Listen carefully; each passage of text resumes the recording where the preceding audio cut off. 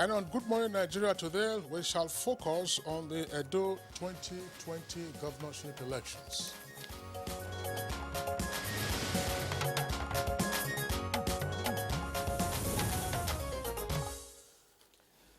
I am passionately committed to free and fair elections, but my own commitment is not enough if other actors at ground zero refuse to abide by the rules.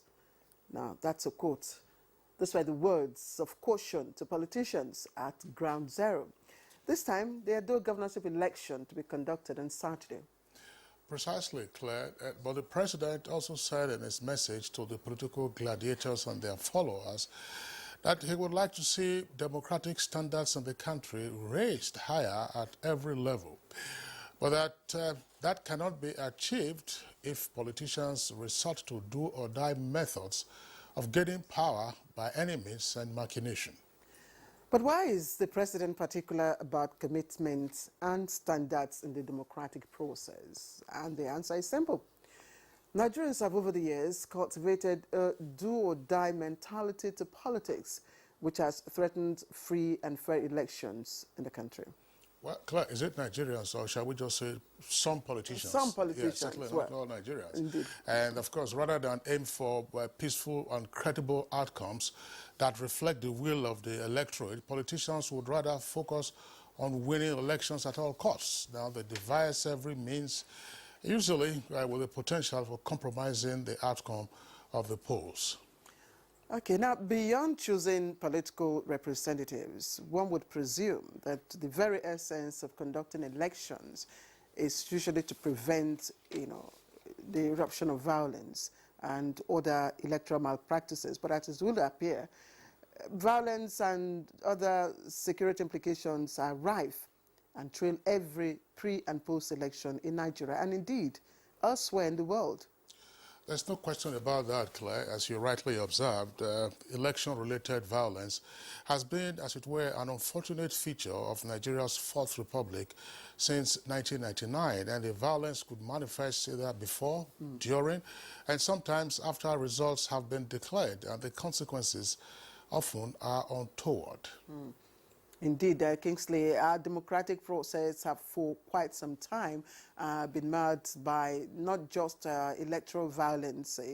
There were also other issues like snatching of ballot boxes, hijack of sensitive electoral materials by political thugs, rigging of outcomes, which are usually perpetrated by, some, should we say, unemployed youths looking for, some form of income, and orchestrated by, of course, their political sponsors in their bids to achieve certain ends, which usually may, be antithetical, I beg your pardon, to the process. If you recall, Claire, in response to emerging threats to peace and stability of the country, that was on the build-up to the 2015 general elections, there was the National Peace Committee led by former head of state General Abdul Salami Abubakar, who at the time persuaded the leading contending parties in the 2015 election, incumbent President Goodluck Jonathan and his challenger at the time, Muhammadu Buhari of the APC, to sign a peace accord, which helped, no doubt, in dousing the tensions. And since then, the National Peace Committee has been advocating constitutional and peaceful means of settling grievances that may arise in the course of the conduct of elections.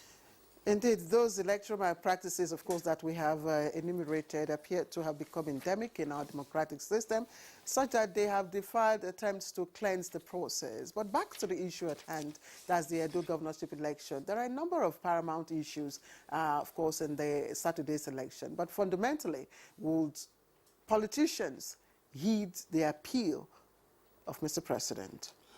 Well, that's right. Yes, with politicians in Edo State bequeath the president with the legacy he so much desire of a free, fair, peaceful, and credible election. As the saying goes, Kingsley, the answer is blowing in the wind.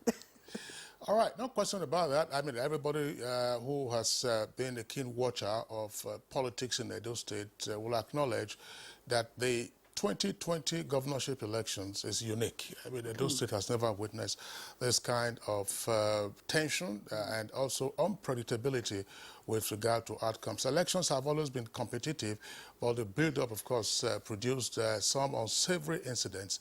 Happily, the parties have endorsed the peace accord, again sponsored by the National Peace Committee, and before then there was a mediation by the Oba of Benin, Amonabanedo Ukwapolopolo Obaewa II, to ensure that the politicians abide by the rules of the game, toning down the rhetoric and, of course, avoiding violence during the course of the elections and after the results, of course, might have been declared. So tomorrow is D-Day for voters in Edo State, and in the lead up to that, of course, we've had a series of programs on that election. So just on the eve of the election, we shall again be taking a look at some relevant aspects of the polls. My name is Kingsley Osadolo, and I welcome you to today's edition of Good Morning Nigeria.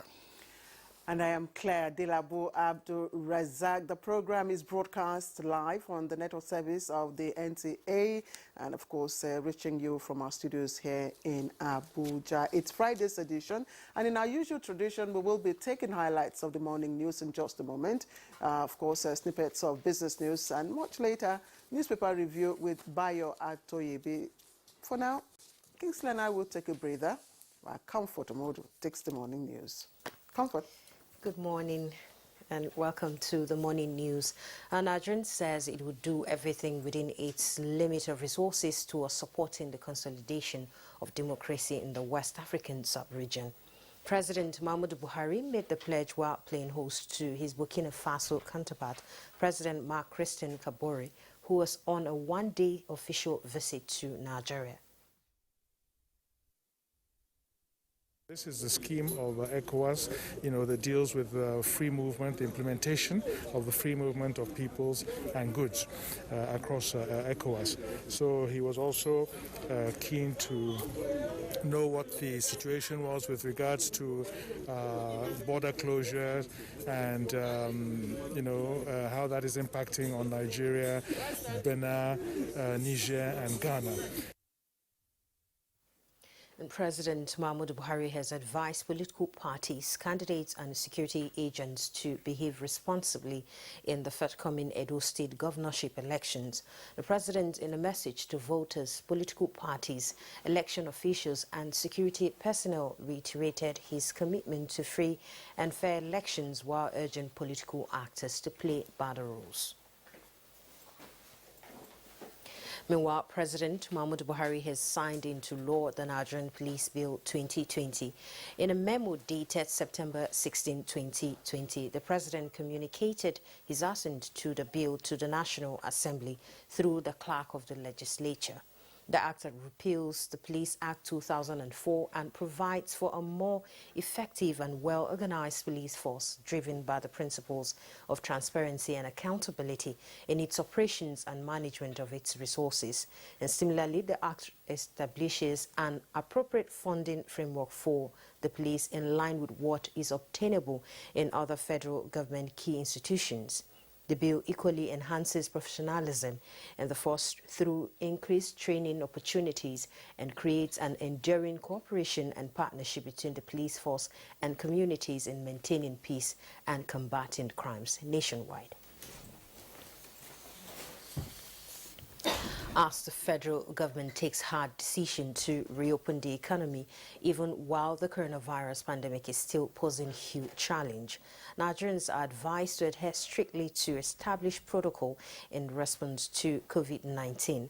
And as the nation prepares for schools resumption, 15 selected states are to benefit from the Global Partnership for Education funding to implement the National Education Plan on COVID-19.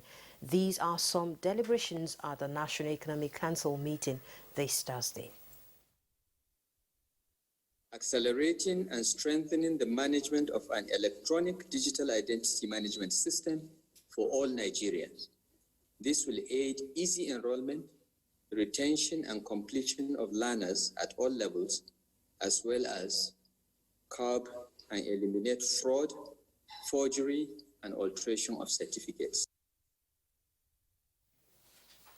Well, the Nigerian Center for Disease Control and CDC has announced 131 new cases of COVID-19 in Nigeria. The latest figures brings the total number of confirmed cases to 56,735 infections in the country.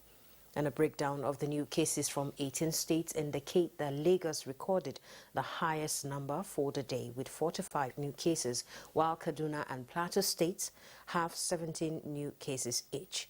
Others are FCT with 16, Delta and Niger states 6 cases each. Kwara has 5, Oyo 3, while Akwa Ibom, Cross River, Ekiti, Enugu, Osun and Sokoto states recorded 2 cases each. And the day's tally is completed by Bauchi, Ebonyi, Katsina and Rivers states recording 1 case each. As it stands, Lagos State has the highest number of cases with 18,768, followed by the FCT with 5,504. Oyo State comes third with 3,226 cases. The total number of active cases now stands at 7,550, while 48,092 cases have been successfully treated and discharged. 1,093 patients have died from the virus. More state governments announced the reopening of schools amid the coronavirus pandemic.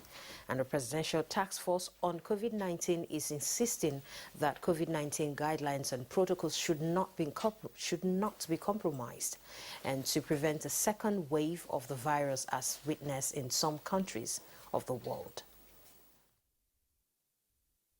We are beginning to notice that the curve is flattening.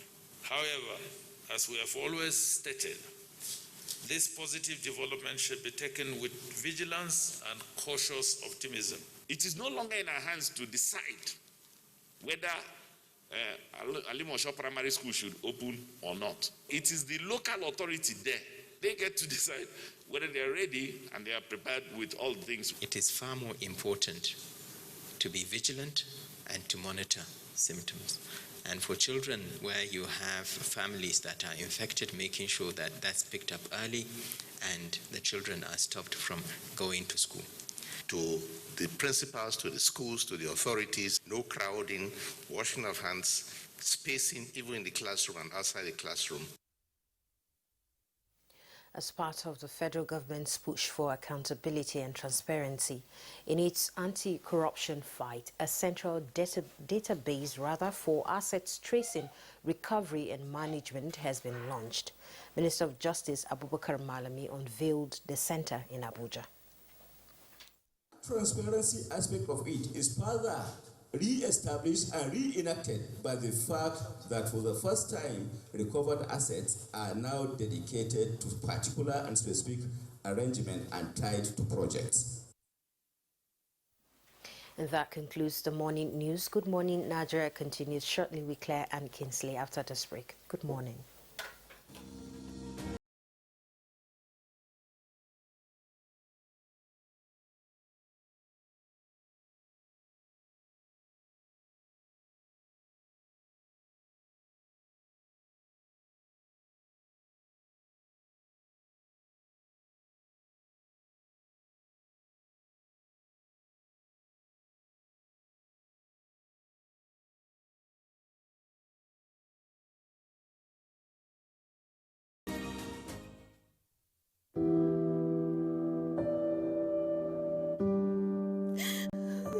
She cries.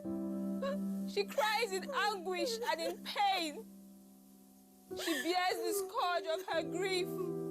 She toils in vain for justice and succumbs to silence.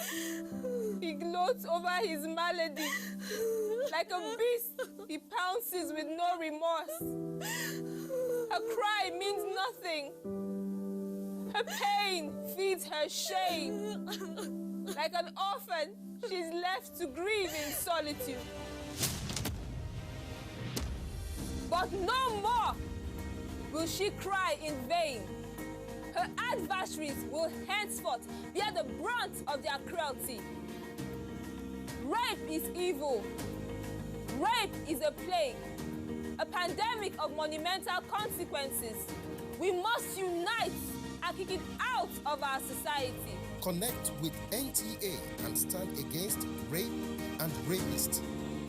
This message is brought to you by the Nigerian Television Authority, NTA. As a strong immune system increases the chances of victims surviving COVID-19, a corruption-free society creates opportunities for citizens to thrive and prosper. Build your immunity. Stop corruption now.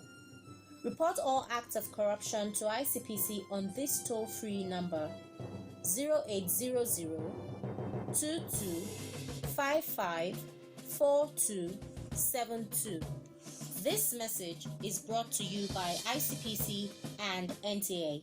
Sensitivity is a short, sharp pain that people experience when they have something hot or cold getting to the nerve of the tooth. If the sensitivity is left alone, it may get worse. Dentists recommend Sensodyne. It's able to calm the nerve of the tooth. The proof's in the results. It works.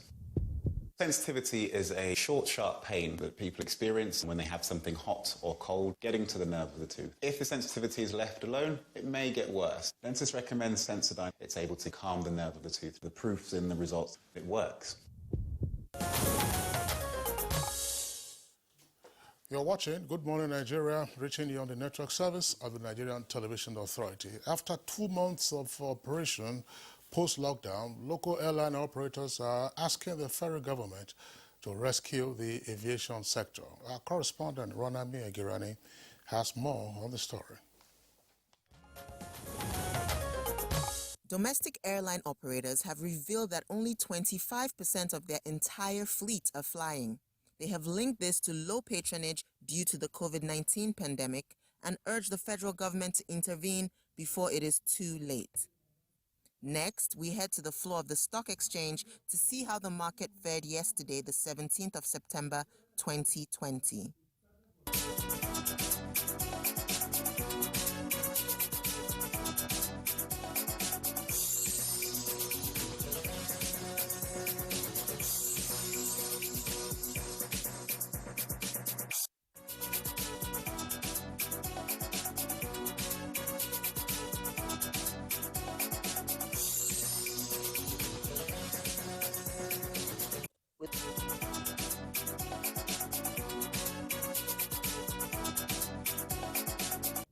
With business news, I'm Ronami Agirani. All right, thank you, Ronami, for the business package. Coming up next is newspaper review.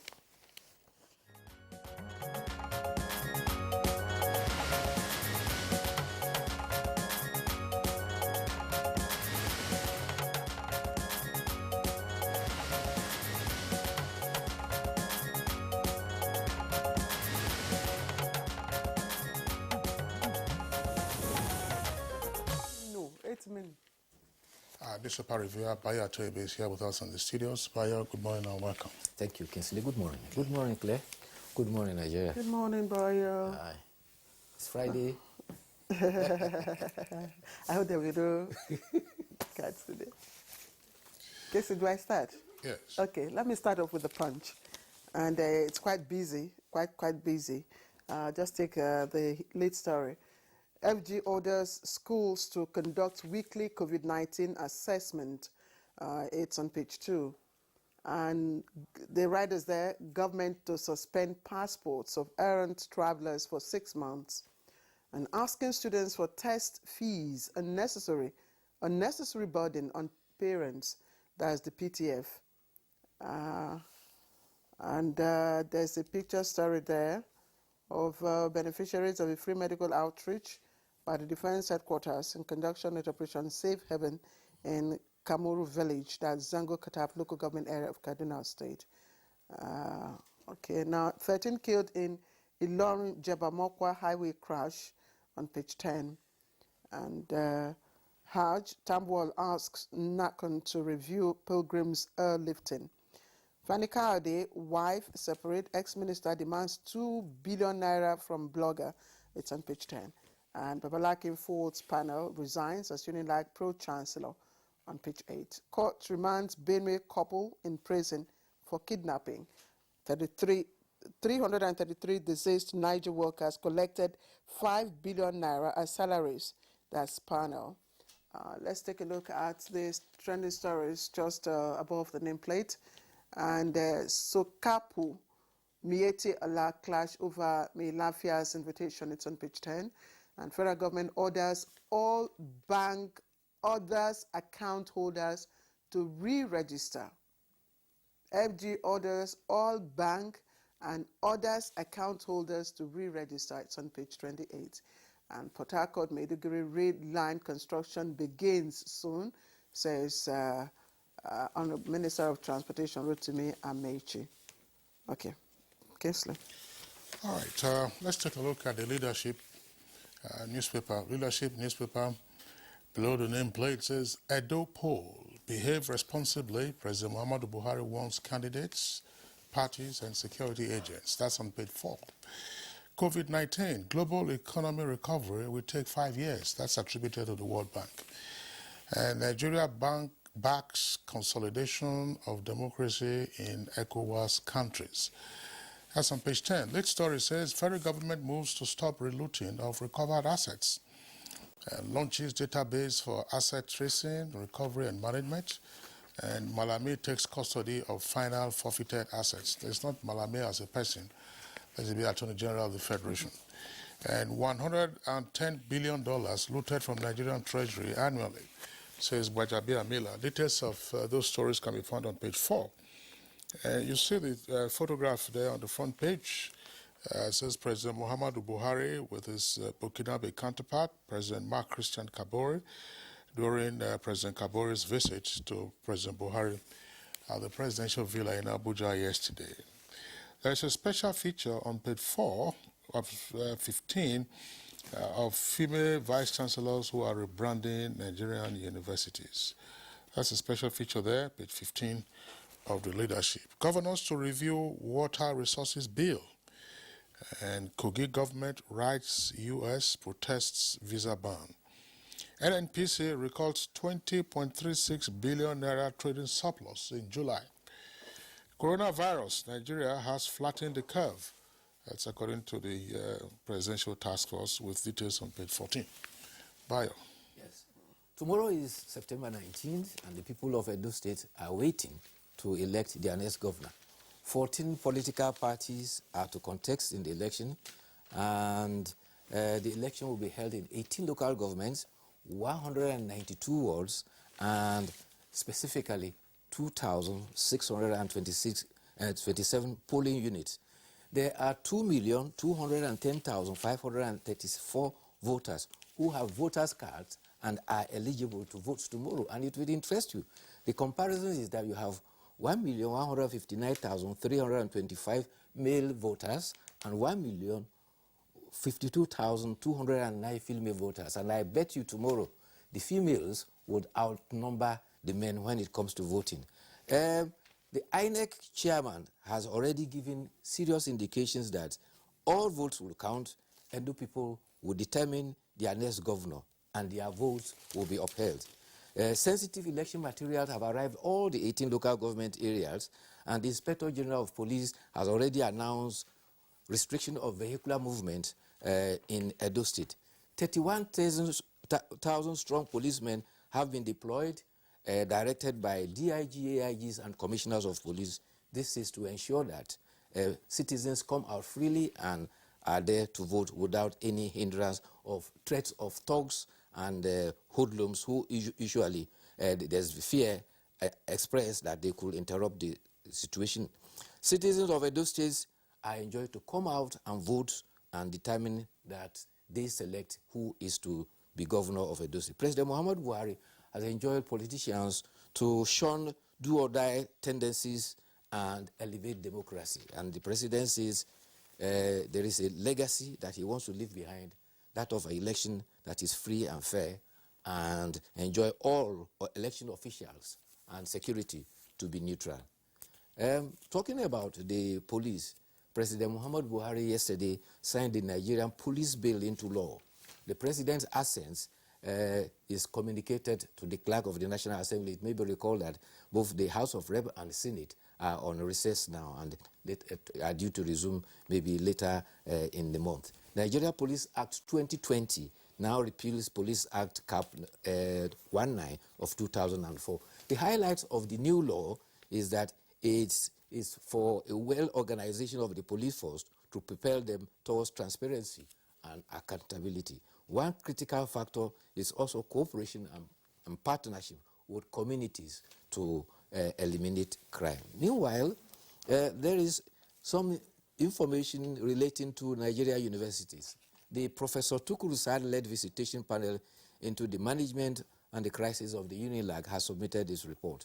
It was received by Minister of Education Adamu, and he has also said that it will be subjected to thorough scrutiny. Meanwhile, the suspended Pro-Chancellor of the university, suspended Governing Council, Dr. Wali Babalaki, has resigned. He says that his employers has questioned his integrity and therefore he has no option but to resign.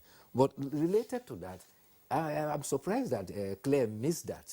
There is affirmative action about vice chancellorship. You recall that the first was Professor Alele Williams in 1985. Now there are about 7 universities that have female vice chancellors. There is one in Federal University Duse, Lokoja, University of Benin, and the acting vice chancellor, University of Lagos. There is also one in Imo State University and Chrisland University, as well as Afe Babalola. So they emphasize executive competencies as far as... that's in Calabar. Calabar too? Yes. Okay. Recently. I missed that. That's the 8th. Yes. So I didn't miss any. Well, I was just wondering, there are 2 stories that I think we can immediately take a look at. The one is Claire read it from The Punch and had said the story online yesterday. The federal government asking bank account holders, insurance account holders to go and re-register. I think there's need for further clarification. Okay. One, it said the federal government. Who issued that statement on behalf of the federal government? It is not stated. It's a Twitter handle from the federal government. Yes, precisely. Yes. Who issued that statement on behalf of the federal government? Nigerians have been, having the national identification number, name. We've also had, particularly for financial transactions, they've also had the BVN. Which is still ongoing. So who issued that on behalf of the federal government? At the Twitter handle account says at Nigeria Gov. That's a Twitter handle. I said, who issued? It's not attributed. No, it's not attributed. So who issued it on behalf of the federal government? And in any event, if you are dealing with regulatory issues of this nature, there are regulatory agencies. For banks, it is the Central Bank of Nigeria. For insurance companies, it is the Nigerian National Insurance Corporation of Nigeria. So those are the regulators. Each of the sectors, they have their own regulators, and it is regulators that would ensure compliance, giving directives so the institution says, okay, go and register. Nothing about commencement date, nothing about the deadline for you to register, or if it is open-ended, to have the banks or those institutions already now design the forms. If you were to walk into a bank or an insurance company today, would you be given the form? And how is this different from the BVN? What particulars are they looking for? There was this picture story. They say a picture is worth 1,000 words on the Punch, where you saw people in Zango Kataf going for the services provided by the army. So you can see the people, the Atia people, the Fulani people, the Hausa people, all of them mingle, sitting patiently waiting to be served.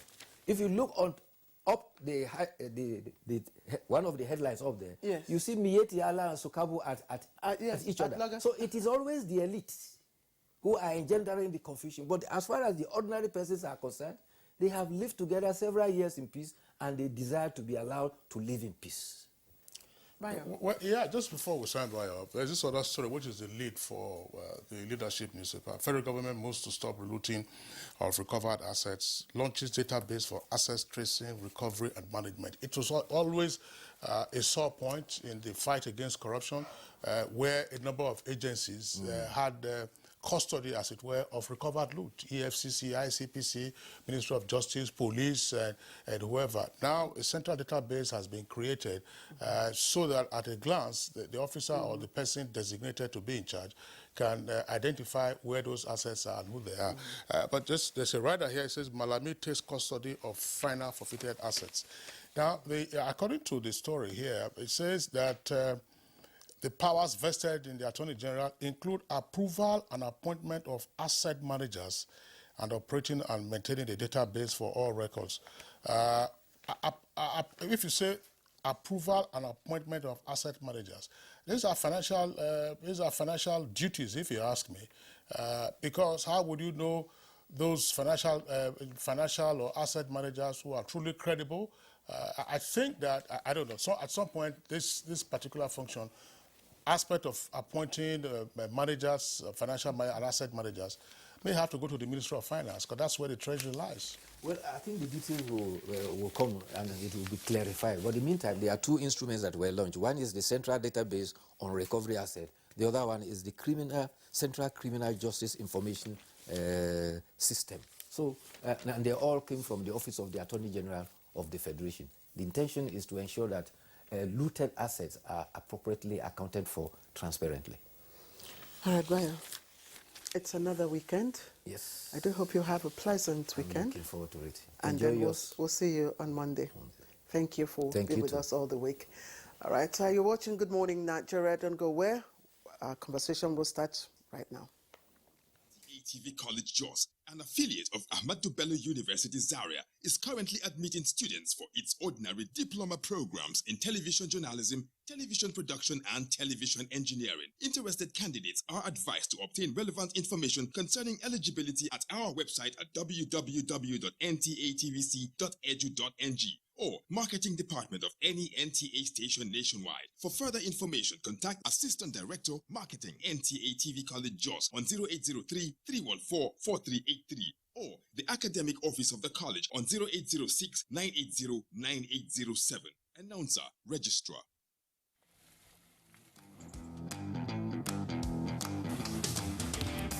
Guess what? What? I scored a hat trick today. Cool! Wow! And how did you celebrate? Just do your hands like this. And hold your nose like this. Body odor is caused by germs. That's why you need the new improved Dettol Cool Soap, which protects against 99.9% odor-causing germs with an extra burst of menthol freshness. Dettol, be 100% sure.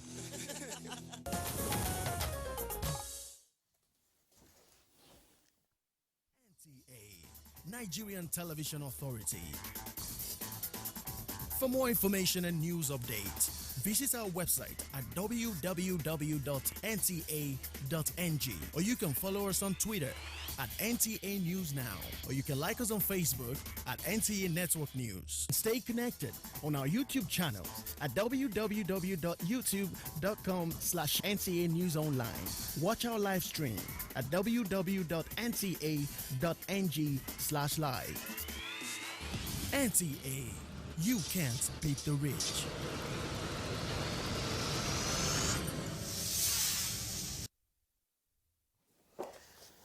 Okay, so let's start our conversation on Edo 2020 governorship election with a background as put together by our correspondent Victor Azu.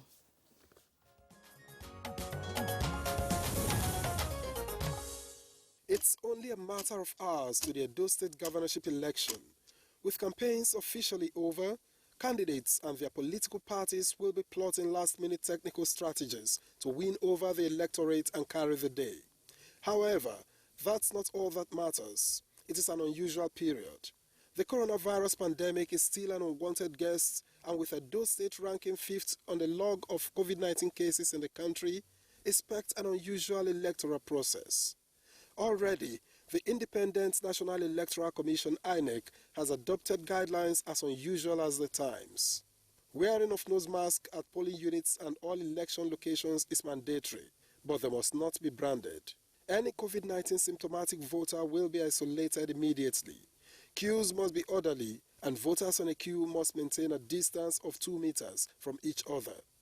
Now, while journalists will be accredited, they will be required to wear masks and observe other protocols. Voters are advised to avoid unnecessary touching of surfaces or leaning on walls and other surfaces at the polling units. There are others, all of which will require extra resources and perhaps security to enforce. Meanwhile, analysts fear that wearing of masks by virtually everyone at polling centers provides cover for perpetrators of electoral malpractices and violence. So, How can safety and security of voters be guaranteed at the elections? This is something to worry about on Good Morning Nigeria today. All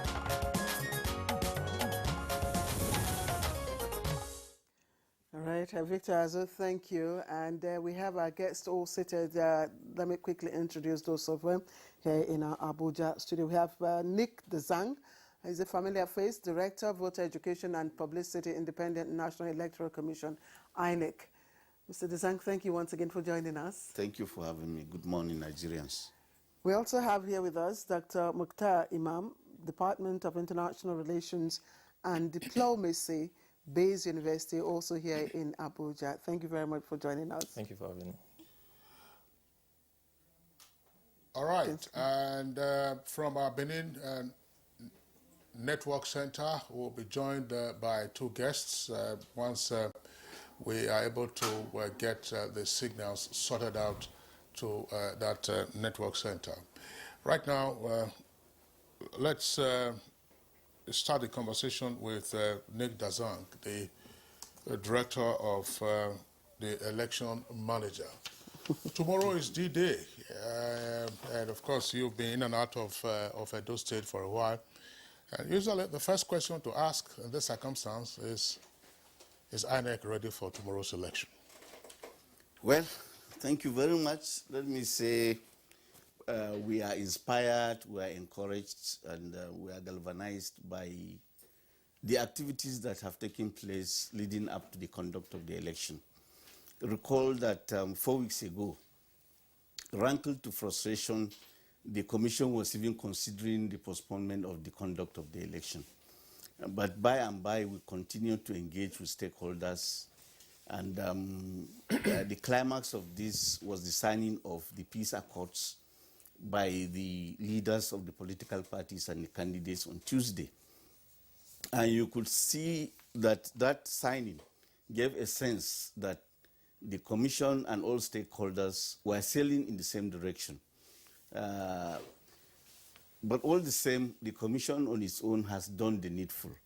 It has identified 21,000 staff it's going to deploy for the conduct of the election. It has vetted them, it has trained them. We have also deployed a risk tool to identify flashpoints. We have also engaged severally with stakeholders leading up to the stakeholders forum that took place on Monday. So to that extent, I can say that the Commission is ready to conduct the election on Saturday. Talk to us about the your new policy on conducting elections within the context of COVID-19. What are the very important points to note? Thank you very much. The Edo governorship election is unique in the sense that it's going to be conducted within the context of COVID-19 pandemic. And before now, the Commission had proactively articulated a policy which agrees or is in congruence with the guidelines articulated and enunciated by the World Health Organization, the Presidential Task Force on COVID-19, and the National Center for Disease Control.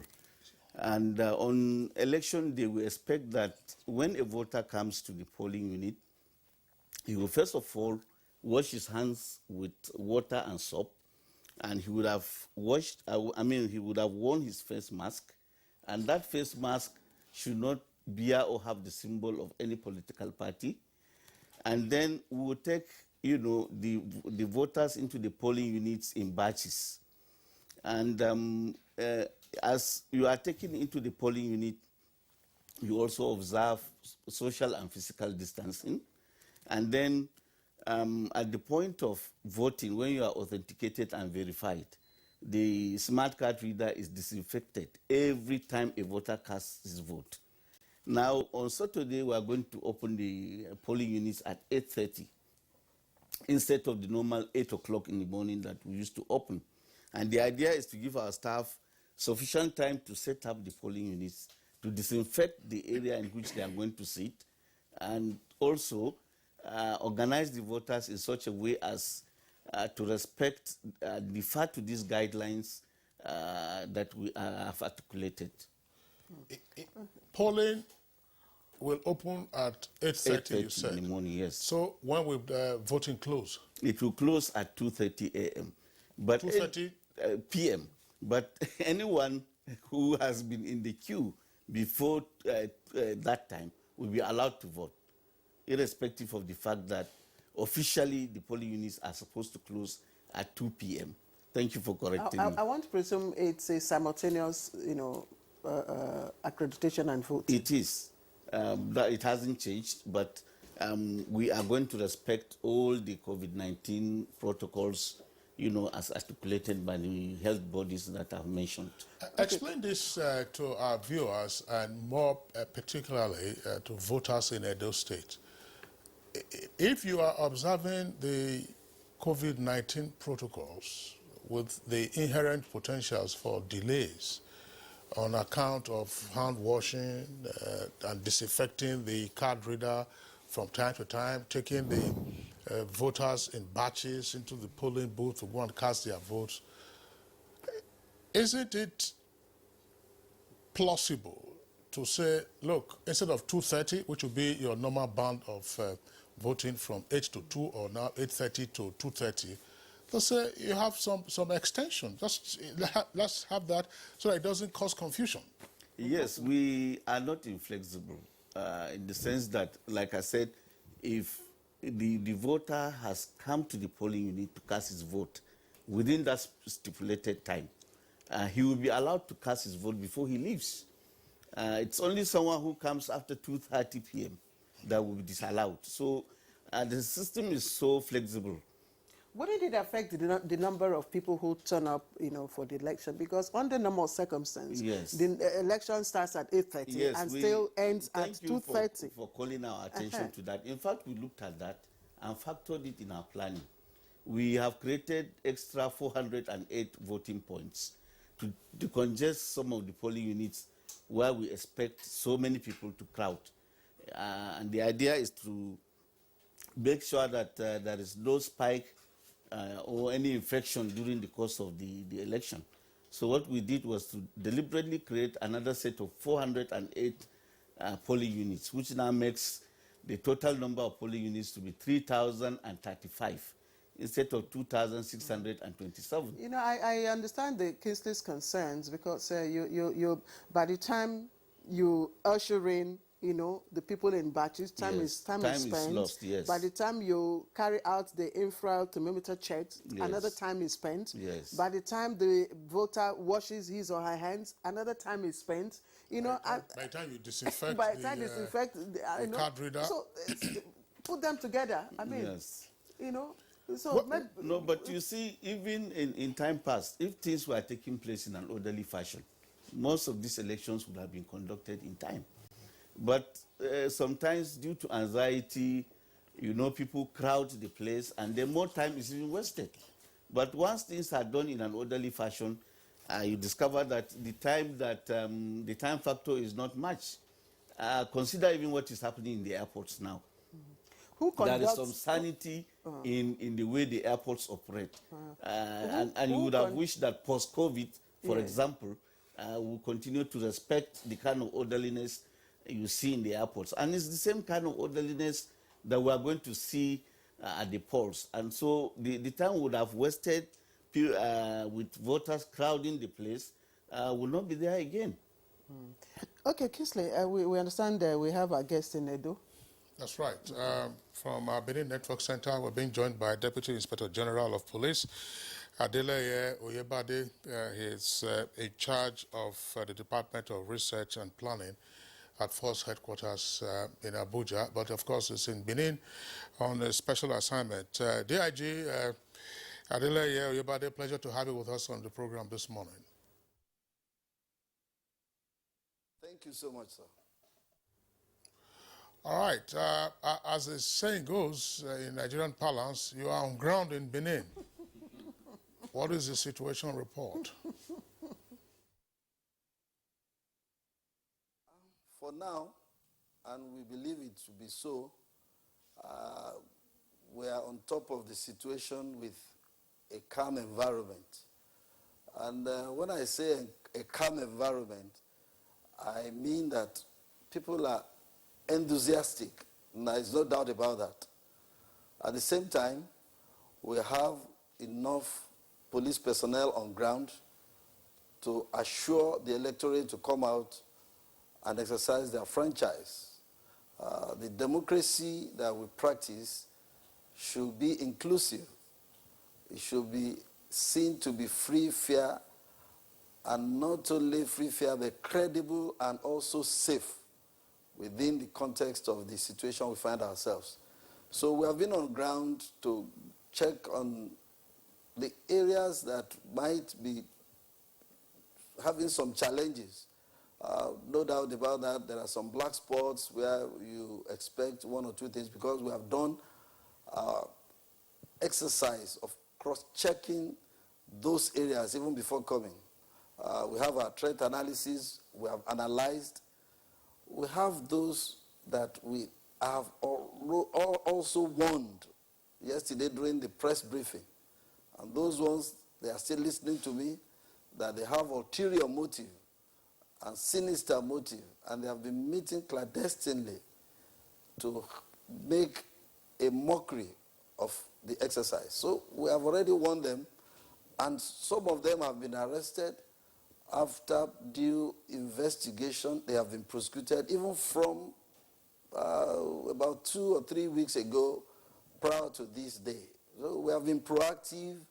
We have been very much sensitive to the requests of the members of the electorate, and also we have been having meetings that are very important with the critical stakeholders, the INEC and all other assistant security agencies that have to collaborate and cooperate and work in tandem with us to ensure a heat-free exercise.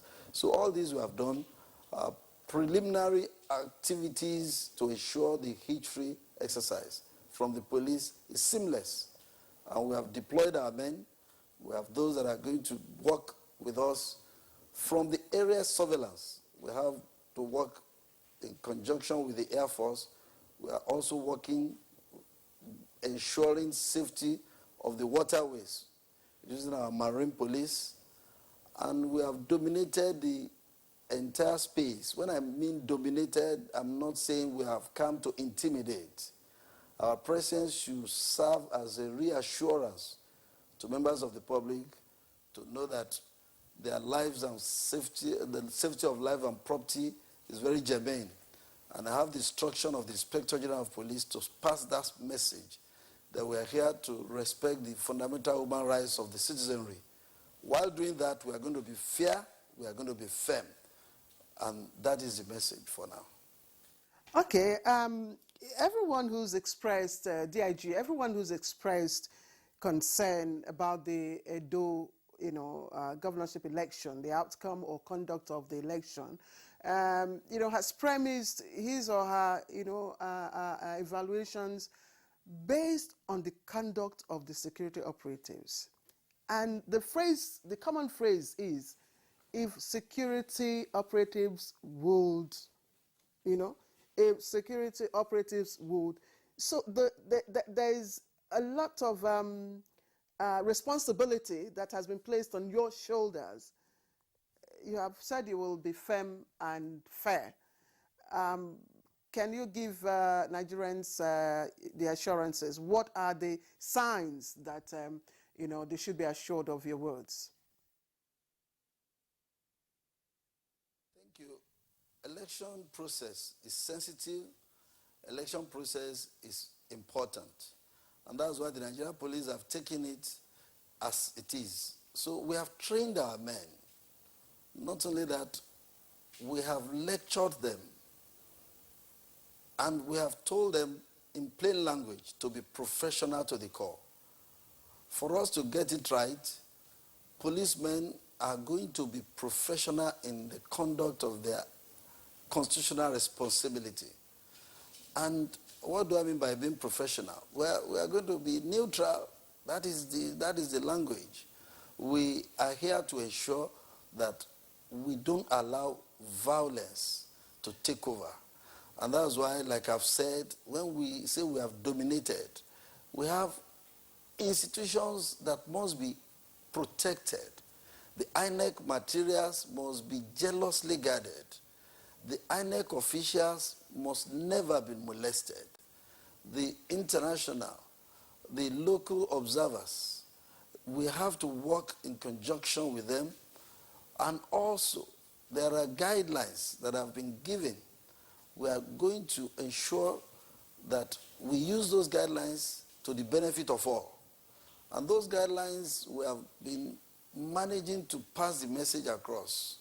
We have told all that need to hear there will be no opportunity for them to sell alcohol or any beverage within the perimeter or the parameter where there's going to be election. People are not going to be allowed to have drumming or still counseling for votes while within that perimeter. We're not going to allow any printing of logo of any type or any vest that is still conveying election campaigning procedure to members of the public. These are part of the procedures we have put in place to guide and to reduce areas where we can have fracas on that day. Restriction of movement, of course, will be there during the period. And that's why we always talk about our own exercises before, during, and after the voting exercise. So the police have already reviewed previous elections. We have reviewed our conduct. We have reviewed the relationship we have with other sister agencies. And the Nigeria Police being the lead agency, we have also come back to realize that we need to give more to the people, more to the society. So it's not about coming with tear smoke or all of that. We work in collaboration with other sister agencies, and we have been having meetings with the military so that they will help us in cordoning the outer layers when you are talking about the entry and the exit points to the state. We also work with the Marine Police, we liaise with the Navy, while our Air Wing, the Nigeria Police Air Wing, we also liaise with the Nigeria Air Force. So it's about planning. And I always say that there are 5 Ps. Proper planning prevents poor performance. And this planning concerning this election, we have been on it. We are talking about it now, but the planning has taken a lot of time that we have to practicalize and put it. The strategy that we have put in place, we believe is going to ensure the success of the exercise. So it's not just rhetorics, but the ability to turn our words into action that will produce the result of the best election that this country will ever have. All right, DIG Oyebade, thank you very much. Very reassuring words there from you. Before we return to our Abuja studios and then re-engage 2 of our guests, I need you to speak to this. You said the police are there to dominate the environment but not to intimidate the voters. A couple of days ago, the police had their usual show of force, and the videos circulated on the social media indicating your patrols by your men, their vehicles, armored vehicles, and the arms that they could deploy. And some persons said that that tended to have been counterproductive because it created an atmosphere of war. And some commentators, even the videos, while they were recording it, were saying that this looks like war, and therefore a potential scare to voters on voting day. If I put it in the local language, as your men were patrolling with siren wailing and all of that, they were saying, "Oh, quarry now, that is, war has come." How do you respond to that?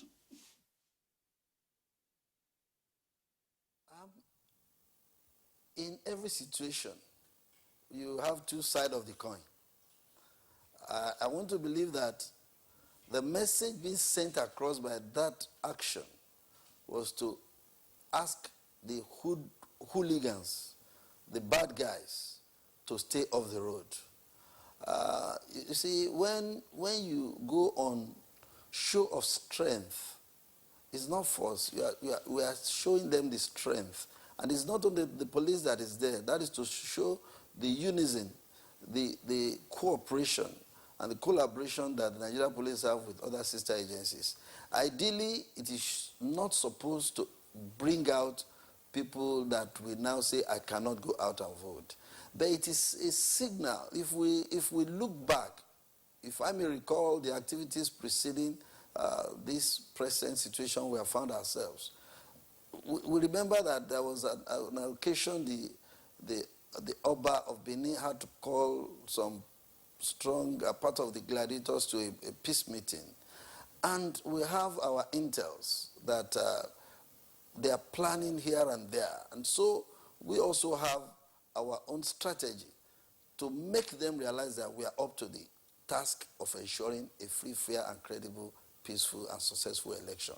But I want to use this opportunity, if by any means some people did not get the message is telling members of the public that we are here to protect and to preserve their integrity and to assure them to go out and conduct themselves in a manner that is acceptable to, get involved in the election process.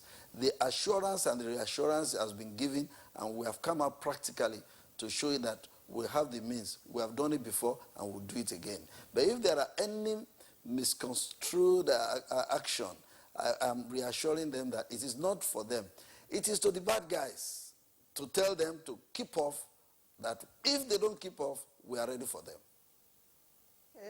Just before we return to Abuja, still with you, DIG, the president in his message has called for commitment, standard, integrity, fairness, and of course, peaceful conduct. And it behoves on not just the political actors themselves, but on everyone who is on all key players, including, of course, security agencies. Beyond checking violence, beyond looking out for those who may be selling alcoholics and all that, beyond looking out for those who will come in, customized shirts and all that, what specifics will you, as the police, be out for in this election? Expecting that whoever comes should go back home safe, which is very paramount. That is very, very important. That you don't, for any reason, because you have come to participate, get injured or find yourself in the hospital or lose your life. I think that is very, very critical. So we have done a lot to ensure that will protect the lives and property of the citizenry. Now, what the police will do again is to make sure that some hooligans don't take over the whole scenario. You see, sometimes when our activities are diverted to one or two things like election, then you find out that some areas, key vulnerable points, are now attacked. So we are not going to say, because we are doing election, we are not going to protect all those vulnerable points. We also have our own dedicated numbers, because in this type of situation, we want feedback from members of the public. We want them to tell us how the whole environment is looking like.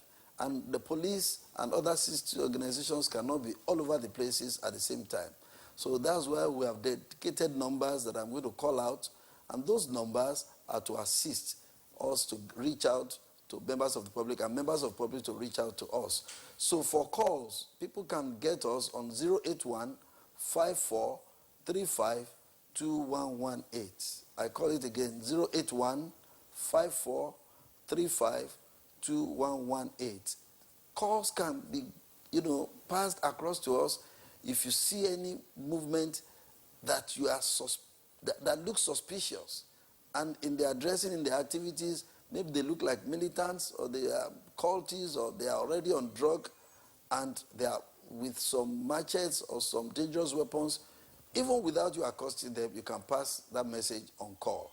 And if it is something you can record on WhatsApp and you can send text message, you can still equally reach us on 081 543 504 36. 081 5435 0436. The numbers are being circulated all over, and we have the press to assist us. So we also need to get feedback from members of the public. And we have also given instruction. And this I want to reiterate and say it loud and clear, because the law is no respecter of anybody. The law of the land is no respecter of anybody.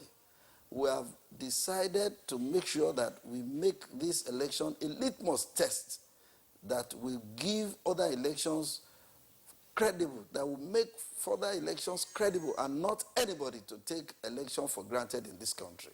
And that is why we are asking that all hands should be on deck to obey all the guidelines as prescribed in the Constitution. The restriction of movement, the timing has been given. It must be respected. Whoever gets across that line, we are ready to use what the Constitution gives us power to do to address the issue. The Nigerian police will not shirk its responsibility to make sure that we are on the ground to keep peace and to keep the peace. I'm talking more about when some aids, some security aids are already withdrawn. We have it in the past where some highly placed VIPs will go out on voting day with their aids, and this sounds counterproductive. There will be accusations here and there. We want to avoid all of this. And that's why I am using this opportunity to reach out to whoever we classify to be in that category. You know yourselves, highly placed, responsible, and reliable, and also we want them to be law-abiding. Those ones that were either to, they have access to our security aids, we have withdrawn them. And those that have been withdrawn, if they are caught, we are going to use disciplinary actions to address them. So we are seeking the support of the high, the low, the mighty, to ensure that the constitution of this country is going to be used and nobody will be allowed to cross the line. And that reassurance that we are going to be fair, I am giving it again. We are going to be courteous. We are going to be honest. We are going to be apolitical. We are going to be neutral. We are going to do all within our powers to ensure the success of this election. And above all, we are going to do all with the fear of God. And I know the fear of God is the wisdom. And that wisdom the Lord is going to grant unto all of us. But don't let anybody highly placed cross the line and try to see whether the police will react. We are going to use all the constitutional means to ensure this election is the best of election in recent times.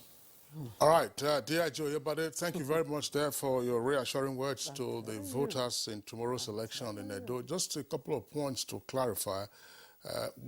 When you say cross the line, we hope it is not the green line. We're referring to the red line, that if they cross the red line, that's one.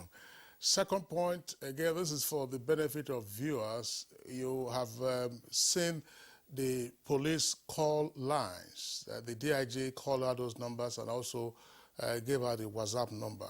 Just be advised that you must have reasonable suspicion before you call those lines, because it is an offense for you to simply just call the number and then say when they then catch you, you say, oh, I think say this thing was happening, or I just thought I should just try the number. It is not for fun, because in law enforcement, you may very well be part of confederates who are seeking to divert the attention of law enforcement agents from where real criminal activities are taking place. So those call numbers, as the DIG has said, unless you have reasonable grounds for suspicion, don't call. If you have reasonable grounds, do call, and I'm sure the police will respond. DIG will return to you in the course of the conversation. Now let's come back to our Abuja studios here. Dr. Mukhtar Imam, You've listened patiently to the comments of our two guests, DIG and the election management body represented by the Director of Voter Education. Tomorrow is D-Day, and what are your expectations, and what do you think is likely to play out? Oh, thank you very much, and a very big amen to what the DIG has said. First and foremost, as far as expectations are concerned, just like every Nigerian, I'm very expectant, and I hope and we would want to share in the optimism of the INEC representative and, of course, the DIG, that the outcome of tomorrow's election is going to be very acceptable to all. It's going to be free, fair, and credible. It's going to be something that will not be riddled with litigations here and there, because this is something that has permeated our politics and the political space for some time now, even though the law allows for people to take their grievances to court and so on and so forth. But we should begin to see a withdrawal from that paradigm, from that narrative. Our democracy is old enough for us to be able to say that elections have been conducted and concluded and it's been done, rather than see us go back and forth in the courts. But again, just very quickly, tomorrow's gubernatorial election is going to be a litmus test to all stakeholders. And by stakeholders here, I'm talking about the political actors, political parties, of course, the umpire, and then the security operatives and ordinary Nigerians. We're all stakeholders in the Nigerian project, and we hope to see that Nigeria turns out to be one of the most envied democracies around the world. But again, there are a lot of issues and questions that must be addressed before we can take this throne, right? On the part of the umpire and on the part of stakeholders in general, this is more or less an uncharted territory. Given that COVID-19 is here and we're being faced with the crisis of COVID, there's a challenge of how voters will conduct themselves at the polling unit and so on and so forth. On the part of INEC, the representative of INEC has talked about some of the preparations that have been put in place as far as how voters will conduct themselves, how they will vote. But again, very critical issues have been talked about. So as not to disenfranchise people, there's a need to give some consideration to time. Because if you cannot have people come to the polling unit and have all of these issues that you have mentioned, or rather all the procedures you have mentioned, put in place, and you expect that these things will be done within that time frame, bearing in mind the attitude of a lot of Nigerians. We've seen the way people conduct themselves. You gave an example of what happens at the airport. Sadly, the airport is not elections. So we must also put all of these into consideration. And the reason why I'm saying this is because you go back and you look at precedents, and it gives you a very clear understanding of how the political atmosphere works, the political behavior of individuals, their socialization, and how we have come. All of these political cultures are basically not something that happened in one day, and changing them in one day is going to be extremely difficult. As much as we talk about COVID and its effects and all of that, Nigerians will go to the polling unit, and trust me, it's going to be a very difficult task for you as an umpire to conduct them the way you hope to see play out at the airport. People who are at the airport are looking out for different things entirely. These guys who go to the polling unit to vote are not that patient. And so it's going to be a huge task on the part of INEC. But again, some of the things that have been talked about are very clear, and I hope Nigerians have taken note of that. The second actors would be the political parties themselves. Now, it is a response. You see, there's often this misconception around what political parties are for. And the first thing that comes to mind is wrestling power. And at the end of 4 years, it is done. These political actors and their parties, they fold up, they wait for another 4-year cycle. Political parties must be seen to conduct themselves in ways that would showcase what political parties are for. You must understand that educating voters, educating your followers, giving them guidelines, updating them, training, and so on and so forth are very essential things that must be done. These are all responsibilities of political parties. Where INEC is talking about electorates coming to the polling unit to cast their votes, and they say you wash your hands, you sanitize, you do this and that, that's the responsibility of political parties, more or less. They are the ones who should be seen in the forefront, in the vanguard of while campaigning, also talking about these issues as well. But rather, what we've seen even in the Edo election and in the case of Ondo is people, all party, political parties and their officials are concerned with is the crowd, which should not be the case here because we're facing a very unfamiliar terrain. And so there's a need for political parties and party officials to put that into consideration, that while you're trying to galvanize votes, there's the need to understand that you should also not endanger the lives of citizens. And so political parties should be held responsible in that regard. Voter education is very key. And on the part of the security operatives, you see, the show of force is something that has become inimical within our political terrain. Like I said, the political socialization and culture and behavior of people, behavior pattern, is what leads to the kind of show of force you will see as far as security operatives are concerned.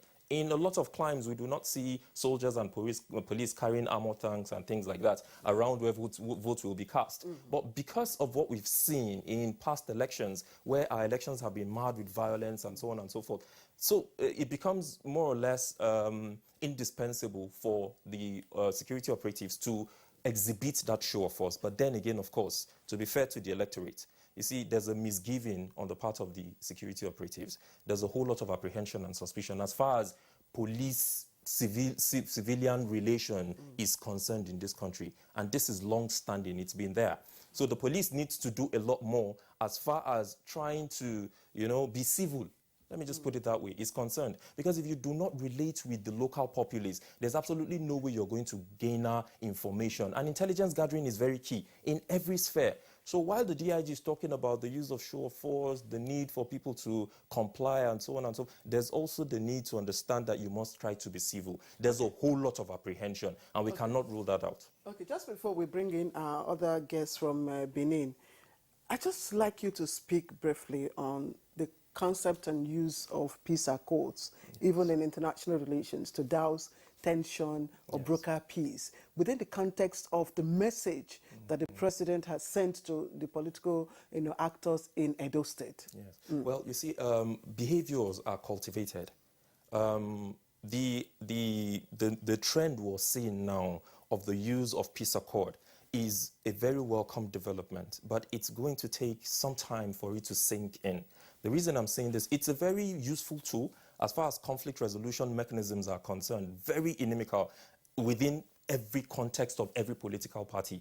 It's not just a Nigerian thing. It's not just an African thing. It's not because our politics is quote and unquote primordial, but because wherever you're talking about power tussle, power play, there's the need for you to douse tension. And so that conflict resolution mechanism becomes very key. We see what's going on in the United States. The elections are taking a different dimension. If we could, we will send the people who are within the fold of the, of that committee to go and talk to Trump and Salami Abubakar and Bishop Hassan Kuka. Yes. All right. So if we could, we will get them to talk to Trump and to Biden, because the politics even in the United States is beginning to take that dimension. So it is very important that that happens. We saw it play out in Benin, but again, the perception, the mind frame of some Nigerians is still guided by a thought process where they will go, it's a normal business, it's a normal trend. As soon as the hug is over, that is done. But we need to consistently send that message. When it goes on and on and on, it becomes a reality. And people will begin to embrace this, to say, yes, our political actors are actually dousing the tension. But it's not just enough to sign the accord and have embrace and go back and draw your swords. Nah, we should see these political actors also on their own, right? Take the step. You can create a framework, but it requires individuals to take up that framework, to actualize it, to see actionable results from that framework. If people are not willing to do it, it becomes a problem. Like the INEC umpire representative mentioned, the attitude of Nigerians at the airport and what we might be seeing at the polling unit. It's about attitude. That is what comes first. And that's why my position or my theory has always been that Nigeria's problem is beyond political systems, beyond micro and macroeconomic policies. It's about our social, psychological standing as a people. And until we reorientate ourselves and shift away from that paradigm, which is the status quo, I don't think we're going to be making any meaningful progress. All right. Mukhtar Imam, thank you very much there for your points. I know that Nick Dazang wants to clarify. Just before you respond, I'm not, Dr. Imam, maybe you should also note this point, that it is something of an embarrassment to the political class in Edo State that the 14 political parties contesting the governorship elections have had to sign a peace accord. A peace accord, of course, was useful in national elections, presidential election, and some states where there had been a lot of unbridled violence relating to elections. And ANEC is here. You've had to postpone even parliamentary elections, or what you call assembly elections. No election before now in Edo State had been this intense. And the contestation, of course, had been quite fierce. That's why some persons would say that having to get outsiders to mediate and douse tensions should be seen as something of an embarrassment. That's on the one hand. But on the positive side, we do hope, as we have also indicated, that the spirit and letter of the peace accord that they have signed will be followed through tomorrow and then the days thereafter. Nick, I want to take your comments before we bring in our next guest. He was correct to say that the election we'll conduct tomorrow is uncharted territory, but we did a pilot in Nasarawa State before now.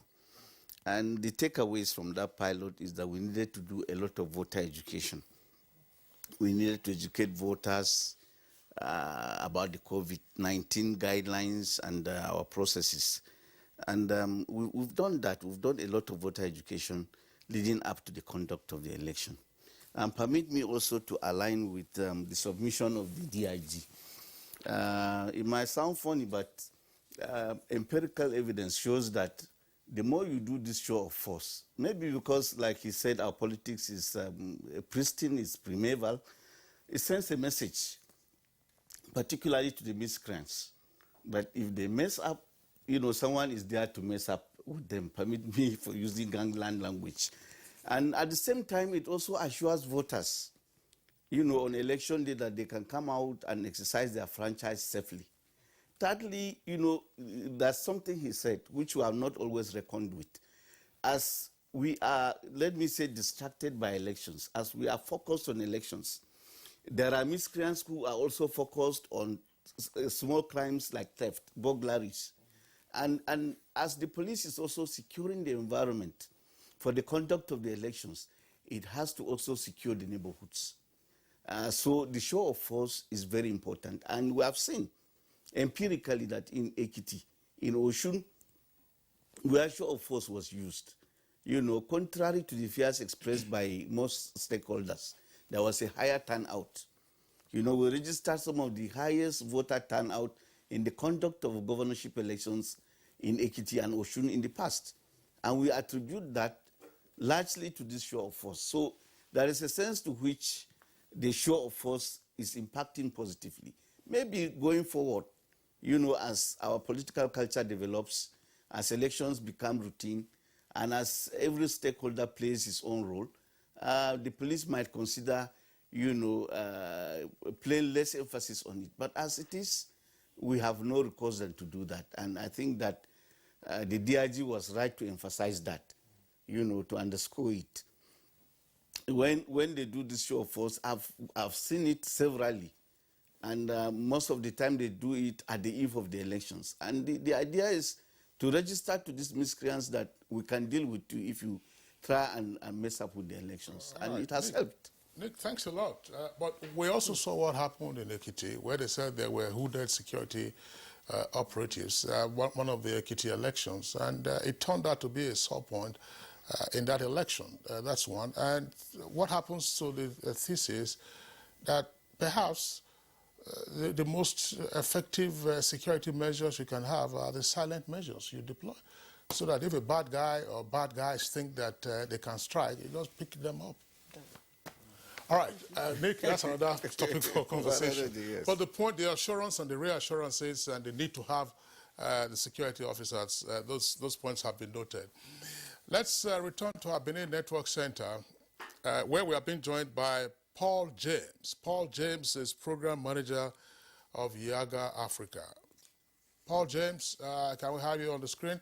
Right there, you can see him. He's to the right of the Deputy Inspector General of Police. Paul James, our pleasure to welcome you to our studios. And straight away, we know that Yaga has issued its own preliminary statement in terms of forecasting what might play out in the elections tomorrow.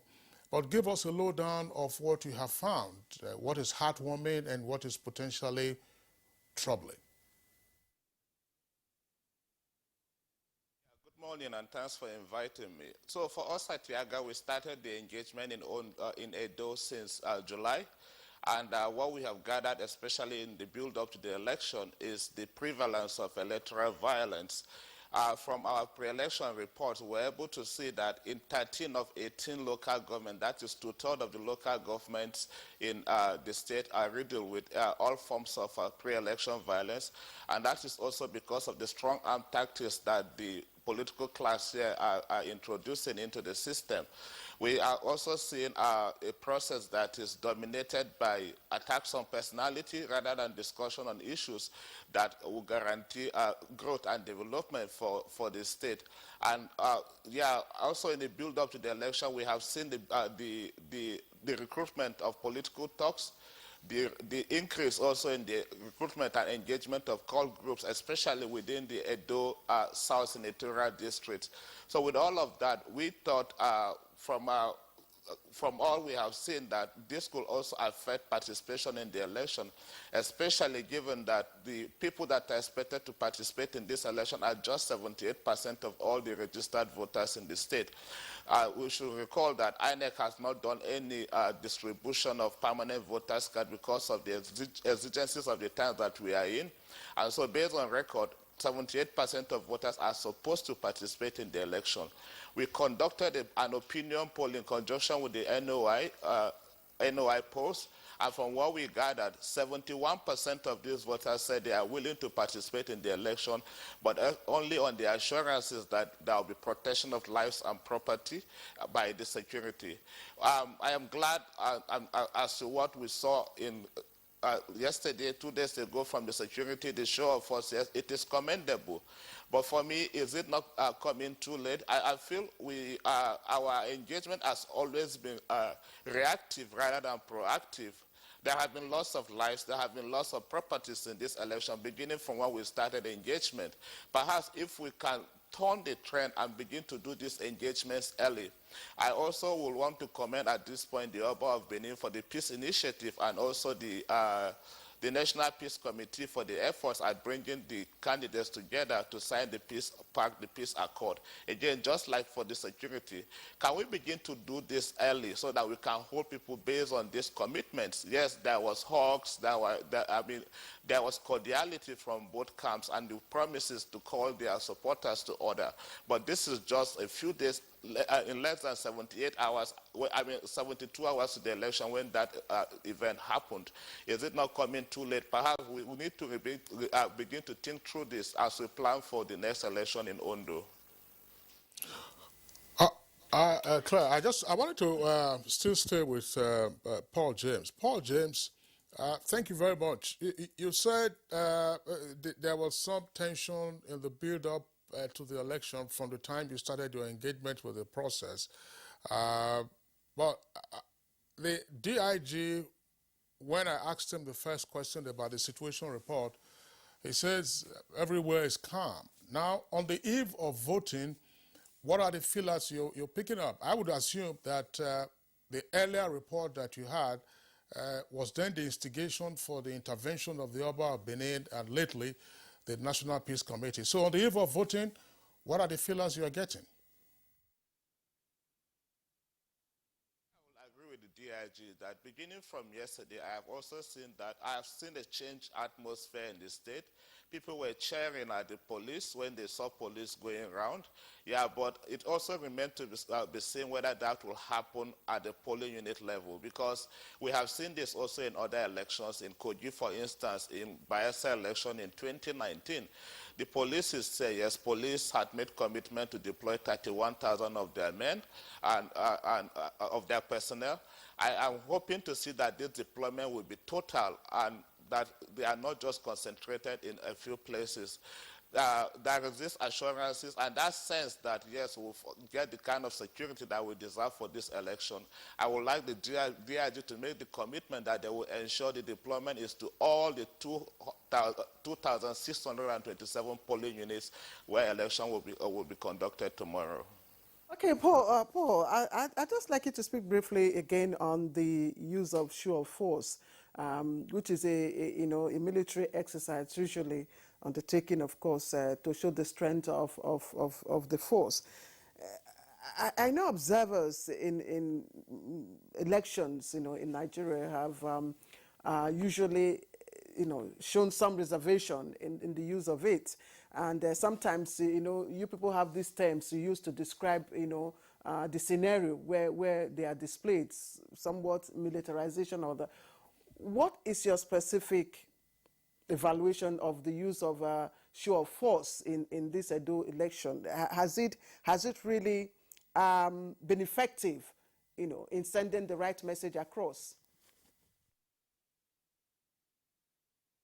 Yeah, so to my earlier point, for me, I think timing is important. Show of force on the eve of election could work either ways. It could discourage participation because people want. There is a need to inspire that confidence that there will be protection of lives and property. And I feel when it is coming too close to the election, some voters will have made up their mind already that based on what I have seen in the build-up to the election, I will not participate in the process.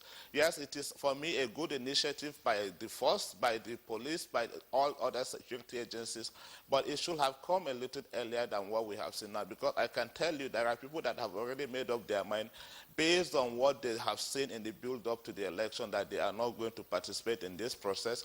And 24 or 48 hours close to the election may be a little too late for me to change my mind based on what the police is telling me they are going to do in the election.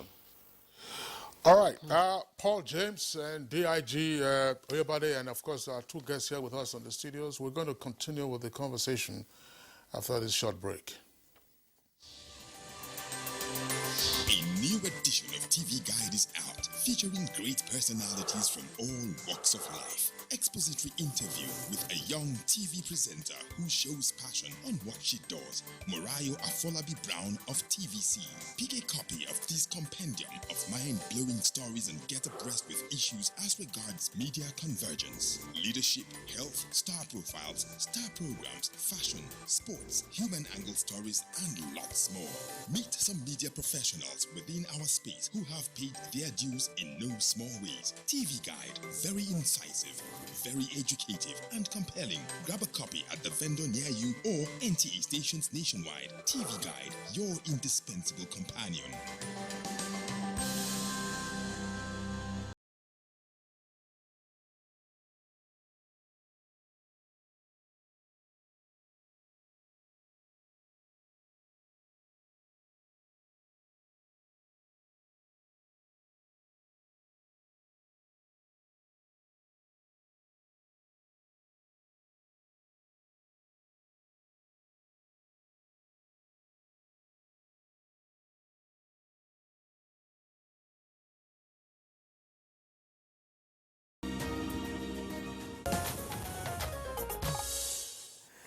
All right, good to have you back with us on Good Morning Nigeria this eve of Edo election, governorship election, and we have all our guests still seated. But let's quickly take a look at some of the tweets that you have sent to us, and I'll start with this one that has a Twitter handle as Nanjo D.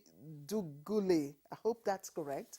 Ambition should not be placed above human lives. Candidates and followers should come to these terms that electoral violence directly affects them and their relatives. Those interests first before party and personal interest.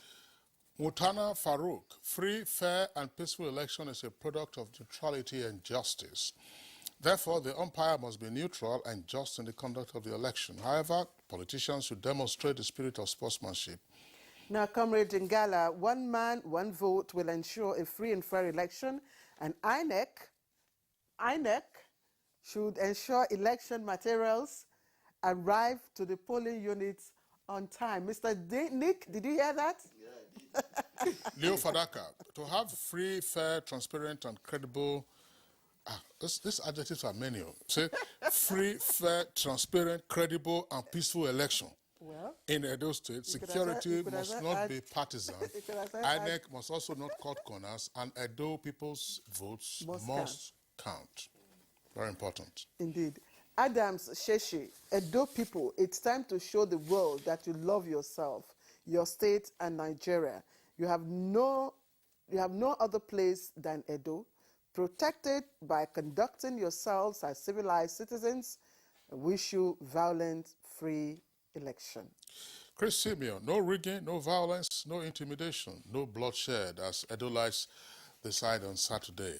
Let peace reign, let there be free, fair, and credible polls. Festus Akimboyewa, the meat and bone of every healthy democracy is free and fair elections. With intervention of Oba of Benin, the National Peace Committee, and PMB's warning that politicians should not misbehave, free, fair, and peaceful election is guaranteed in Edo, and we do share in your optimism. INEC security agencies and the voters themselves must ensure that the Edo governorship election is well managed on the day of voting. All right, Utulo Sunday, Nigerian security agencies should be diligent and professional before, during, and after the election. The electorate too should use their voters' cards as tools in electing the next governor on Saturday. Osman Banukantu, let every vote count. This is the only way free, fair, and credible election will take place, please. We're already taking one from Festus. Let's say Law Alpha C. Yeah, so much peace and order has been solicited regarding this election, especially from the revered Oba of Benin, so much so that a curse will be placed on any individual who instigates violence for any selfish reason. Okay, Dele Jack Solomon hopes that there will be a turnaround for good using Edo State as litmus test. We are Nigerians. Let's turn all political and electoral negativity into positivity. Onyebuchi Ezenwa, if only Nigerian security would do their work diligently, the power to elect or reject any candidate rests with the Edo people, not any outsider. Let them vote and guard their votes. Nandam, it should be an election indeed, not a selection. God bless Nigeria. All right, Ogwaye Christian, all eyes around the world are focused now on the election in Edo State. INEC should play its part in ensuring a credible process, and security deployed should also protect the votes of the electorate. Mike Ayako, security agencies should be on top of their duties. It's also incumbent on the electorate to immediately alert security agents on any malfeasance. And electoral umpire INEC should be truly independent and unbiased. Electorate should also wait until votes of their polling booths are counted. Yashim Joseph, security agencies must ensure that there is no ballot snatching. And Badamosi Haruna Damu, the electorate should embrace positive values and have an ethical revolution. Let's just stay with DIG once more before we get back to Abuja. And DIG, I don't know if we still have DIG on. Okay, the DIG, usually when elections, are to be held, there usually is a change of guard. Specific to the Edo's election, you lead the delegation of police in this change of guard. Would you, from all that you have said, at the end, when the outcomes are released, take responsibility for all that you have said, for whatever outcome?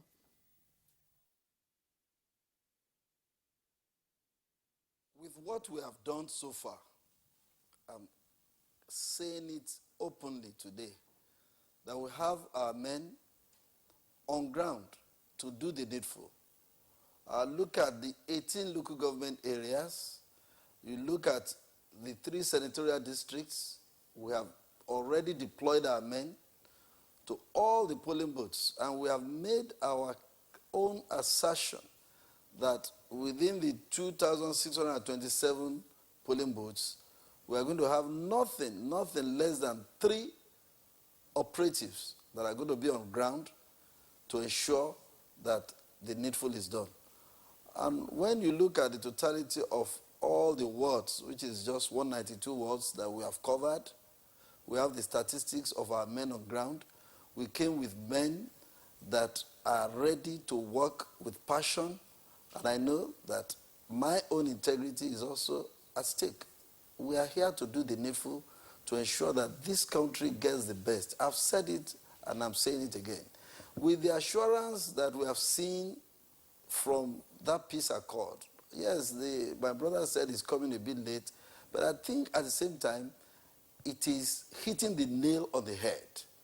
Because I made a comment on that day, and I want to reiterate that comment again.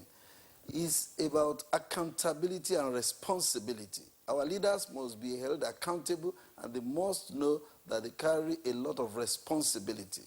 If you are signing an accord, you should know the spirit and the letters. The content is very clear, talking about you admitting to go and talk to your supporters, to guide themselves, to ensure that they don't do something that will mar the election. It's a responsibility that is on their shoulders. If we look at the totality of all this, and we are now saying also, because the issue that was raised, that some people crossing the line, I know what I mean. And we are talking with regards to the provisions of the Constitution. The Constitution guarantees police some powers. We have powers, privileges, and immunities. So also some very important people have immunities, but they should also guide those immunities jealously. If we have information about highly placed people lurking around Edo in some local governments that are not even around here, and there is going to be restriction of movement, it is just clear to us that they should respect themselves, because the Constitution is no respecter of anybody. That Constitution, we are going to guard it, we are going to use it, and we are going to ensure that nobody is going to be above the law. So I am giving that assurance with all that we have done, with the collaboration of other sister agencies. We have been talking, we have been working together. We will use area surveillance to monitor from the air. We'll use the waterways to block any infiltration. We are going to cordon all the entry points from contiguous states that are looking critical. Delta is critical, Kogi is critical. And that's why by 12 midnight tonight, we are saying there's restriction. The first populations officer have spoken through the Inspector General of Police. There will be restriction of movement.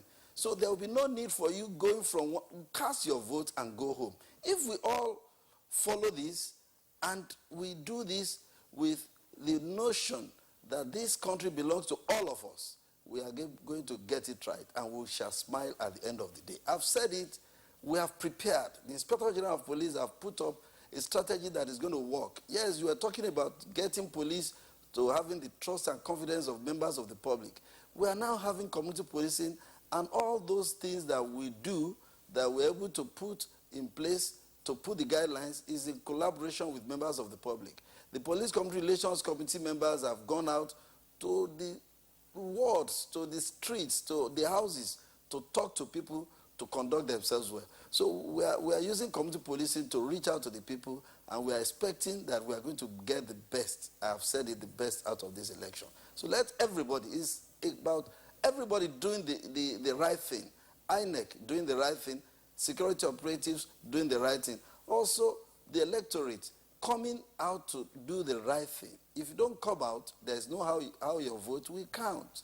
And going out and going back home, not going there with another idea of causing or fomenting trouble. And we believe that with this, we should be able to get it right. I am giving that assurance that we are still talking. We are not keeping quiet, and we are still monitoring. We are not just sitting down. We have our eagle eyes on all the areas where there are challenges. And we are not just, it's not just rhetorics. The waterways, if you come in there and you don't have any business, we are going to pick you up. If by the end of that time for the restriction, whoever is traveling to the east should just pass peaceably now. By the time the restriction order is given, whoever comes in and you don't have any business doing, we are going to ask you to you will answer some questions. So these are the issues. But at the same time, we are going to be professional. So I'm giving the assurance that we are ready, we are good to go. DIG Oyobade, I would like you to clarify some points very briefly in terms of restriction on movement.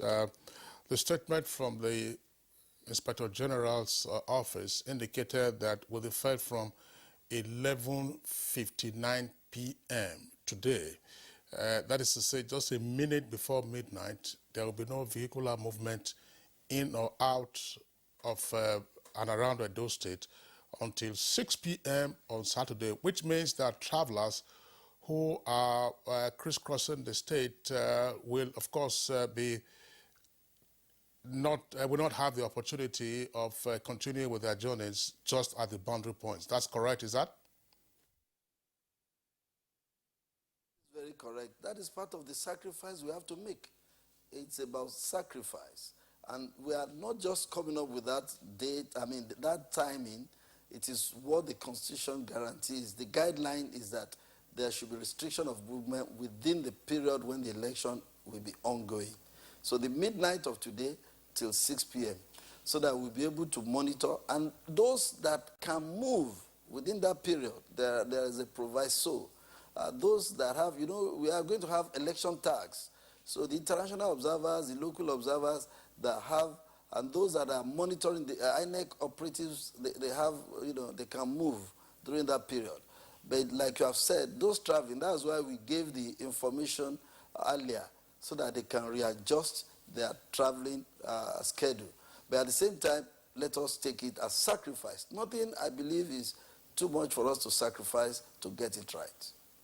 I still want to stay with you very briefly so that you can also clarify this point. I'm sure that the voters will be reassured with the points you've talked about protecting the perimeters of the boundary areas of the state to forestall, as some persons will say, the likely importation of thugs who can disrupt the exercise. But some do's and don'ts. Earlier you were saying no alcoholic beverages will be allowed to be sold around the vicinity of the polling units. I wouldn't know whether you were also in Edo State 4 years ago, that's September 2016, when they had the first leg of this march. This is the return leg because two leading contestants and other contestants. In 2016, there was some tension, but not as much as this. On election day, people were frying akara and puff-puff. It turned out to be a festival, and they've cast their ballots and then counted their votes. Will those who are also frying puff-puff and akara be allowed around the polling areas at this time, even within some distance? Although some persons indicated that that tended also to have been an avenue for vote trading.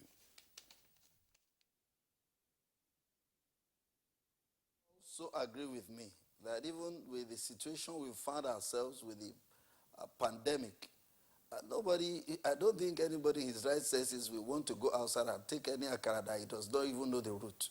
So you eat before you come out. And how many minutes will it take you to finish and go back home? I think it is just commonsensical that you get yourself ready before you go out, and then you keep yourself healthy. Because if you are not healthy, you cannot even live to hear the result. So it is a sign that we should be disciplined, we should be committed, and we should sacrifice. The few minutes you are going to stay there, I don't think that akara is the one that will survive the person. So we're not going to allow any akara. And meanwhile, there's going to be social distancing. Social distancing must be respected. It's not only the electorates, even the police officers.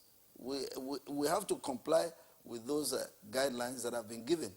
So I will rather morally suggest that Edo people love themselves, and I know them because I have worked here before. I know the terrain. It's not a new terrain to me. And most of the officers that have been deployed, we know the terrain. We know them, that they will eat before they come. So I'm advising them, and I know that that morning food will keep them the period they will want to do the voting. So we won't allow akara selling. And then that one you mentioned, it's very important, but then let's keep it. You come there and trade with money for vote, and then you get yourself arrested. Those ones, there are rules, and there are rules. And we are going to make sure that we follow what the rule says. Not only vote buying, canvassing of vote at the election perimeter is not allowed, and I've mentioned so many of these things. Coming there with an offensive weapon is an offense, and also conducting yourself in a manner to disrupt the election is still an offense. So it's better to just come, do what you want to do, and go home, so that you don't just leave and say you don't even know the result after. Because some people will be kept behind the bar, and we are going to do proper investigation and diligent prosecution of offenders that we are going to apprehend. And this is sounding note of warning. We're going to use all evidential requirements that will gain conviction. I've heard so many people say police have not been getting conviction. This time around, we are prepared. We will use all legal instruments. There are legal instruments that are available, all legal issues.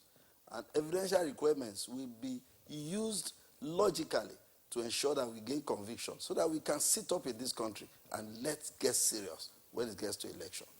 Thank you, DIG Oyebade. Let me just take a last one from Paul. Quickly tell us what or the concerns of the observers are, really. And then DIG says, come, cast your vote, and go. What about those who may be willing to protect their votes?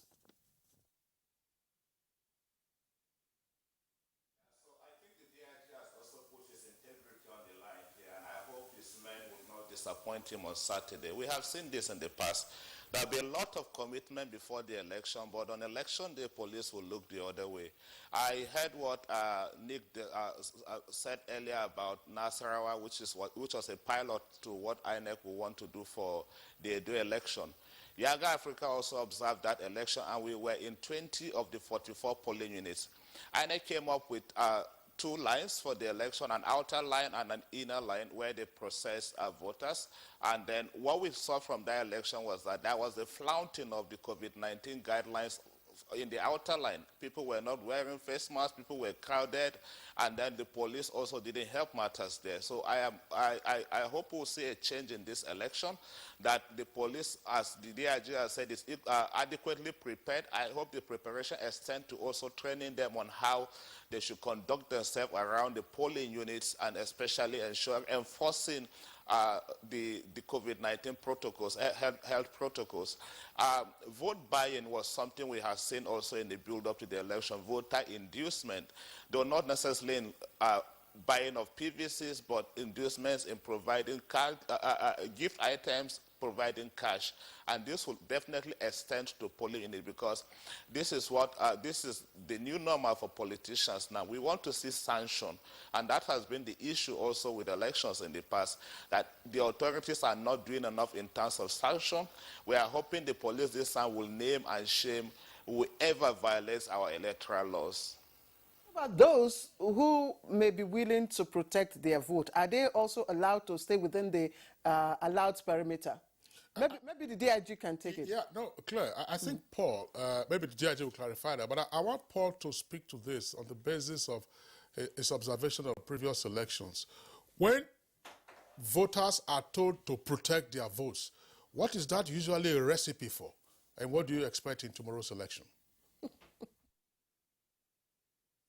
For some people, protection of mandate. Some people follow the mandate up to the state collation centers. They follow the process from the polling unit, the ward collation, the LGA collation, and to the state collation. And I think voters are within their rights to ensure that their votes count, and that is the mechanism they institute to ensure that happens. So long as they are keeping to the laws, I am not sure the law says vote and go home. You can vote and stay within the parameters as long as they are not fomenting any trouble or interfering in the process. And I would like to see a police that allows that, or INEC and other security agencies that will allow that to happen. That is what will inspire confidence, and I mean that can also show up the integrity of the process. This will definitely happen in this election because this is an election of high stakes, election of personality. People will necessarily not vote for parties, but the individuals that are in the parties, and definitely you are going to see that happen in this election. Paul, thanks a lot. Let's come back to Abuja studios very briefly. Nick, two issues for you to respond to. Yes. One has to do with voting and then remaining within the perimeter, outer perimeter of the polling area and the collation area, all in a bid to protect your votes. That's one. Secondly, we have seen over time that political opponents could organize disruption of voting in the strongholds of their opponents. And then INEC is invariably constrained to cancel the election. What is the expectation this time around? Well, let me start with the first question. We've always, since 2011, we've always made provision for voters and observers to remain in the polling units and observe the process of sorting and counting and the entering of the results from EC8A. And in fact, we also encourage, it's even mandatory, for our staff to enter the same result that they enter into the Form EC8, which they tear off and give security agents, representatives of all the political parties and so on, that they enter the same results in Form 60E, which is a poster form, and they paste it either on a wall or on a tree at the polling unit. And the idea is for anyone who has voted and is interested to follow up, to see the outcome of that result real time. But what we have done, in addition to that, is that you can do that now electronically. We have now set up a portal that will open tomorrow. All you need is to log into that portal and then view the outcome real time of the outcome of all the results in all the polling units in Edo State. In Nasarawa State, we started this particular process. We did a pilot there.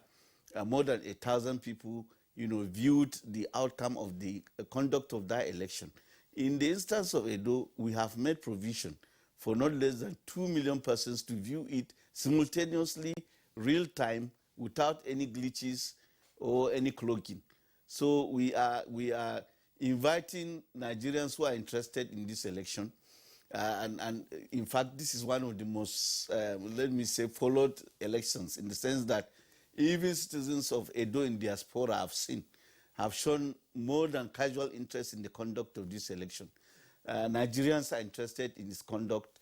Members of the international community are also going to observe the conduct of this election. So in the last election... Voting, yes. Disruption of voting in opposition strongholds. Yes, we reckon with that. And that is why, working with the security agencies, we normally have 3 concentric rings. The outer cordon that the DIG mentioned, where you now secure the boundaries. And then you now have mobile policemen far removed, from the theater of voting, from the polling units. And as soon as there is any violence, these mobile policemen can be summoned to intervene. And we are going to deploy that. If that deployment fails, and then the thugs succeed in disrupting voting in a particular location, what happens? Well, I can't... In less than 60 seconds, please. We don't have time. Yes, please. Well, we'll do our best in the circumstance to secure the environment for the conduct of the election. Okay, just the last word from you in 60 seconds. Well, the elections are here. I hope every stakeholder does what's the needful from the umpire to the security operatives to the political parties and their candidates and to the people who are, or the electorates on ground. All right, Dr. Mukhtar Imam, Department of International Relations and Diplomacy, Bayes University, Abuja. Thank you very much for joining us. Let me also appreciate Nick Dezang, Director, Voter Education and Publicity, Independent National Electoral Commission. Thank you, INEC. DIG Olushala Oyebade, Deputy Inspector General of Police in charge of Department of Research and Planning, Force Headquarters in Abuja, deployed to Edo. Thank you very much. And of course, Paul James, who is the Programs Manager of Yaga Africa. We appreciate all your contributions and thank you once again. Don't forget, that's Good Morning Nigeria for today. And just to say, coming up on top of the hour at 9 on the network service will be a special documentary on the Minister of Information and Culture's visit to the corporate headquarters of the Department of Petroleum Resources, DPR, in Lagos. From all of us here, from me, Claire Adelabu Abdurrazak, it's bye-bye. And I'm Kingsley Osadolo. Stay safe and be well.